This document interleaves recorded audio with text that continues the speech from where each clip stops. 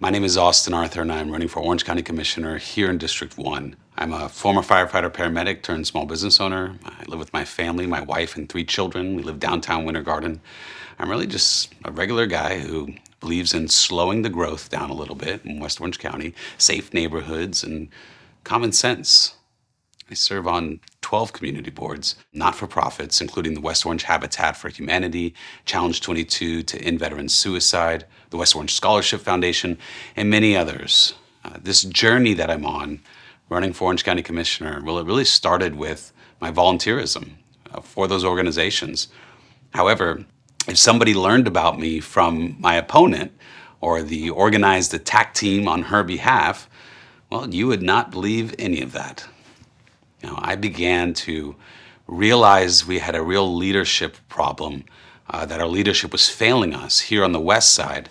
A couple of years ago, we're the fastest growing district in all of Orange County. We have the largest population, yet we seem to get the least resources.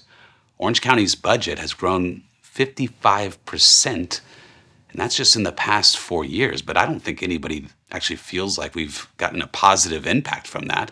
I don't think that the budget increase has been something that we've felt in terms of resources our way, not here on the west side.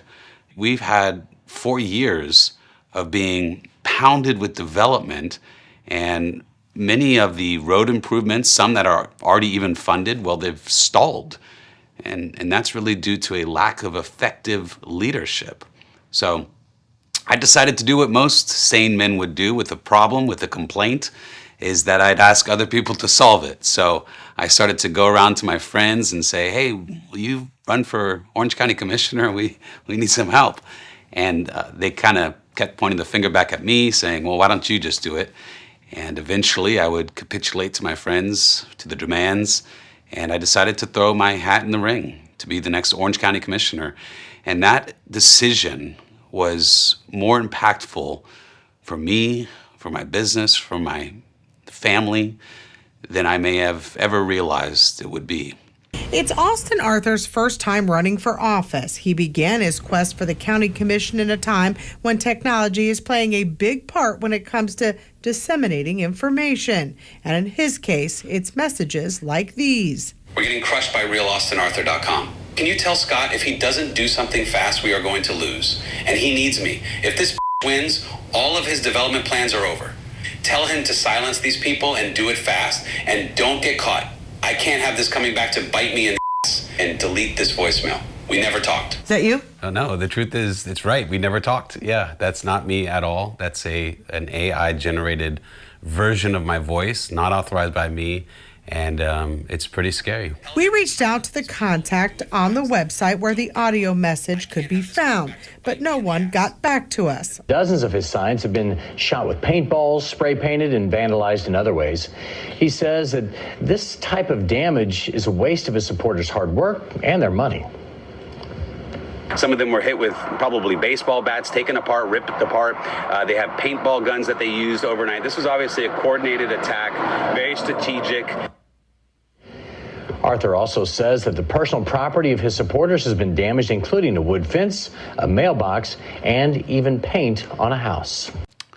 Now, we filed early on, February of 2023, and for about a year and a half, I never spoke negatively about my opponent, apart from providing relative contrast. I kept things positive and focused on my vision for community-driven leadership. And then suddenly, it was probably about a week after we had all of our yard signs put out. We released them to the community, and it was just a tremendous showing of support. Well, suddenly we began to get these horrible and very aggressive attacks thrown at me, all done online, and tens of thousands of dollars were spent in libeling me, lying about me. Now, this was done in violation of campaign finance laws. It wasn't being reported properly. The attacks were total lies, ranging from saying that my wife and I have been unfaithful people, that I abandoned my child, that I defrauded the federal government. Apparently, I'm part of a satanic cult, And that depends on the day, because I'm also apparently a Christian nationalist, whatever that means. And so it went on, even as far as saying that I was never a paramedic firefighter. So these things are really absurd. They're bold-faced lies. But the problem is that people who don't know me, they see this, and what are they to think? You know, my opponent knows these people, the people that are behind this. She knows them well and has worked with them before on her previous election. She refused to condemn any of it. We had a debate in July, and this issue was brought up, and she pretended not to even know the person. I do sleep well at night about my donations. They're awesome. We got a great campaign, lots of people involved. But you talked about impropriety on donations. So does that mean, and maybe you could do it right now, we know the person's in the audience, there's thousands of dollars of attack ads being spent against me that are not being reported by your campaign. You know about it. Will you tell that person to stop spending thousands of dollars against our campaign without you reporting it? Everybody in West Orange County has been seeing it. I would encourage you, as somebody who believes in law and order, to pursue your avenues if you are feeling like somebody is maligning you or libeling you. The answer is no. She will not. She will take the thousands of dollars that are being spent to smear my name.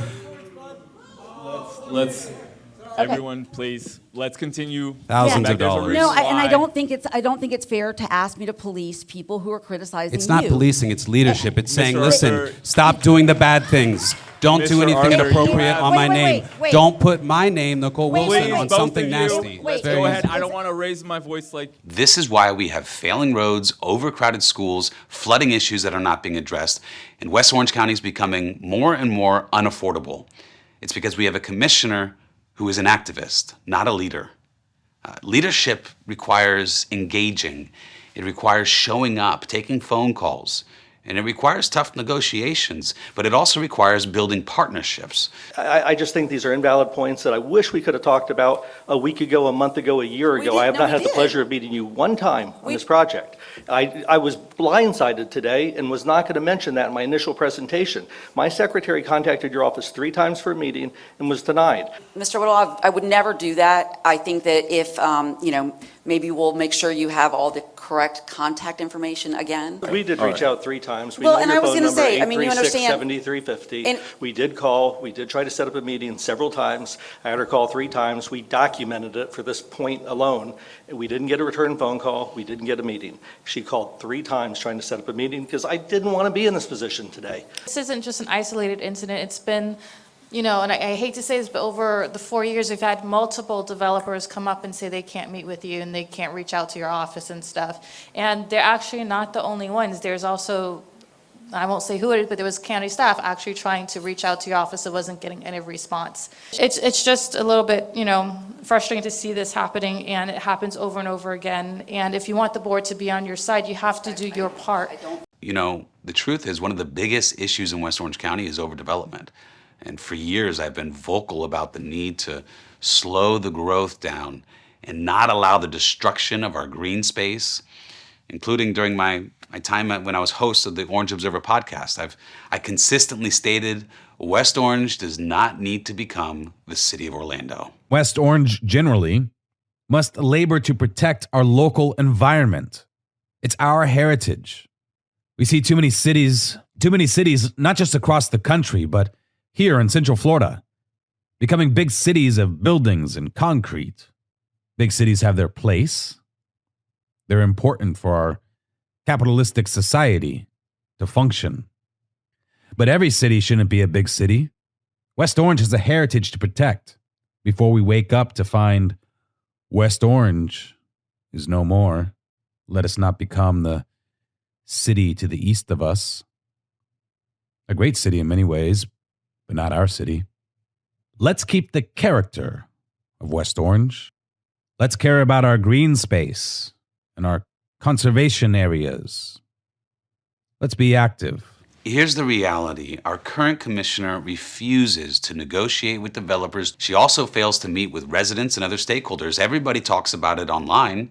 You can go. There's countless story after story of this happening. And that's including losing an opportunity for $8 million private dollars to be invested into the Horizon West Regional Park. That opportunity's gone forever. The money has gone somewhere else. Now, not meeting with development applicants, by the way, well, all that does is force them to negotiate with the other 6 voters, the mayor plus 5 other commissioners, and they're negotiating for projects that are happening in District 1. So it's no wonder we keep getting pounded with development, but no infrastructure improvements. The developers aren't doing their part, and that's because we have an absentee commissioner. This results in the overdevelopment at the wrong places, at the wrong time. And that's what I say all the time. We need the necessary infrastructure improvements before we can continue to move forward with development. We just can't keep playing catch up. You know, we're left with more and more overdevelopment, and now we're further behind on our infrastructure than ever before in West Orange history. My opponent loves to point out donations to my campaign, but she conveniently omits the fact that several large land use development attorneys, the biggest ones in Horizon West, for example, have contributed to her campaign, including while they're going before her on projects that she has to vote on. And these people are giving her donations, and she doesn't mention that. You know, why does she mislead on this issue? We've been transparent about our donations, even publishing a pie chart revealing that retirees are actually our largest donor block. I'm the only candidate with endorsements from West Orange mayors and commissioners. If any of the West Orange mayors or commissioners that have endorsed in this election cycle, well, they've endorsed my campaign, not the opponent. We're the only campaign in this election that has received local endorsements. It's why 1,800 West Orange residents petitioned the government to get my name on the ballot. And it's also why law enforcement, state and local, has endorsed this campaign instead of the incumbents. I'm committed to slowing the growth, prioritizing safety, and being a commissioner who shows up and meets with everybody, even people I disagree with. You know, developers know that I will not be a yes man for them. And the residents know that I'll always engage in tough negotiations for infrastructure and preservation on their behalf. You know, it's a shame that my opponent can only resort to fostering of these lies, this filth against me and my family, rather than just focusing on what she's done. Why has she done a good job? Why should we renew her contract with voting her back into office? Where is she? Why is she never in the community? Why is she known for canceling meetings and refusing to meet with stakeholders and residents? Why all the lies about me? Is it about power and activism? Is it about keeping power? Is that important? Look, I chose this path. I can take the attacks on me, but not my wife and family, but on me. I could take that. I'm not a victim. But I won't allow for our residents to become victims. And that is exactly what will happen if we believe the lies that are being put forward.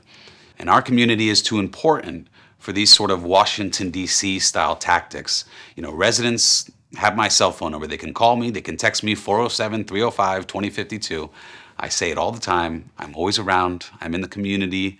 I'm not in some office at the city of Orlando.